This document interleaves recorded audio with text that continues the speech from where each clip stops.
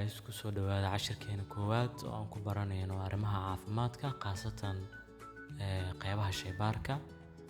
Cashirkan koowaad waxaan ku baranaynaa micnaha shaybaar, meelaha looga baahan yahay oo ku shaqeynayo qofka shaybaaristaha ah, iyo sidoo kale waxyaabaha la baaro.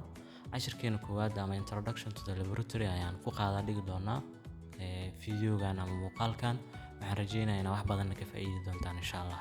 Marka hore waxaan ku bilaabeynaa waa maxay shaybaar?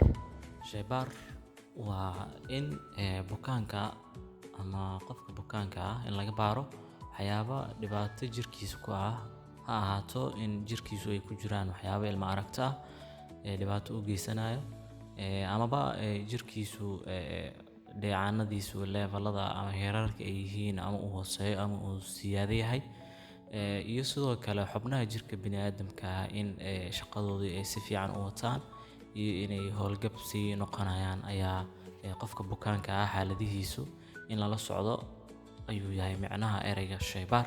Shaqsiga shaybaarista ah meelaha uu ka shaqeyn karo aad u badan tahay, waxaana ka mid ah meelaha ugu caansan ee uu ka shaqeyn karo qofka shaybaaristaha waa hospital laboratory ama shaybaarka isbitaalada.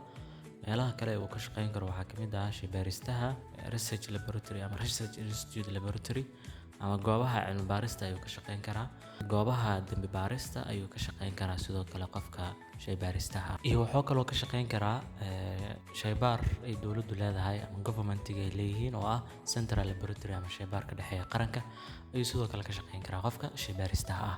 Shaybaarka waxaa loo qaybin karaa laba qaybood ama two category ayaa loo qaybin karaa. waa labada qaybood waxay kala yihiin automatically iyo manually.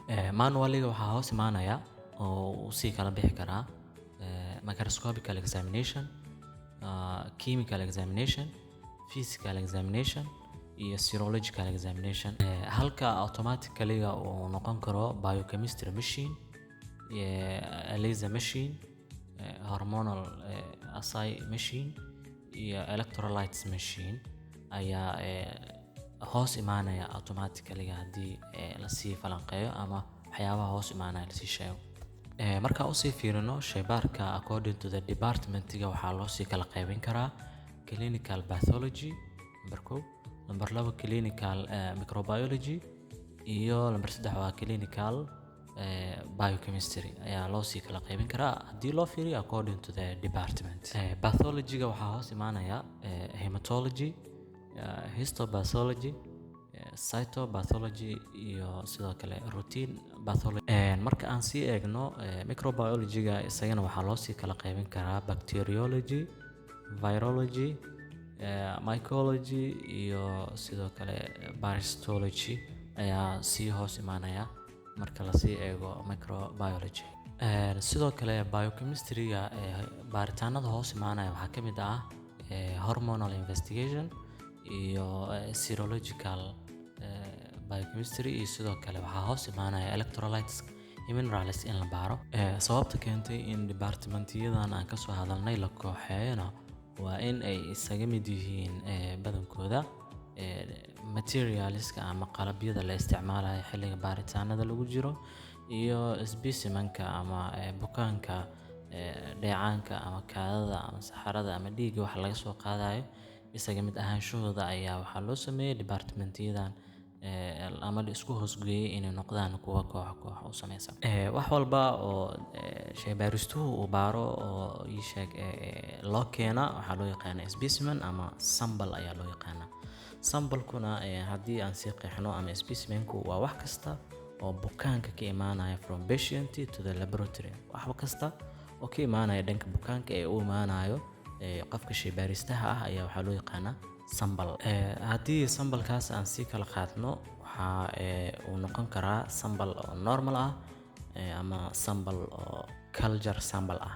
Normal sample-ka waxaa hoos imaanayo baaritaanadii urine, baaritaankii blood-ka, baaritaankii sputum-ka iyo sidoo kale baaritaankii loo sameynayo stool-ka.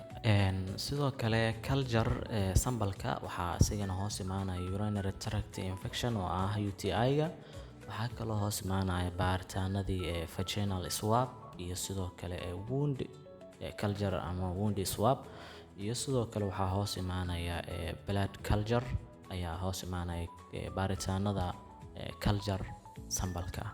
Dhammaan inta hadda aan kasoo hadalnay shaybaarka ah la baaro waxaa soo dira dhaqaatiirta ayaa soo dirta bukaanka wixii maxaa la yiraahdaa laga soo qaado ayaa shaybaarka u imaanayo. Intaas iyo ka badan inta aan soo sheegnayba waxaan kaga soo hadli doonaa muuqaaladeena xiga. Waad ku mahadsantihiin daawadashadiina. Soo dhawaada wixii faahfaahinana noogu reeb dhanka faallada ama commentiga. Muuqaalkana ha ka hilmaamin inaad like saarto. Haddii aadan ka mid ahayn asxaabtana noo dheh adigoo raalli ah subscribe.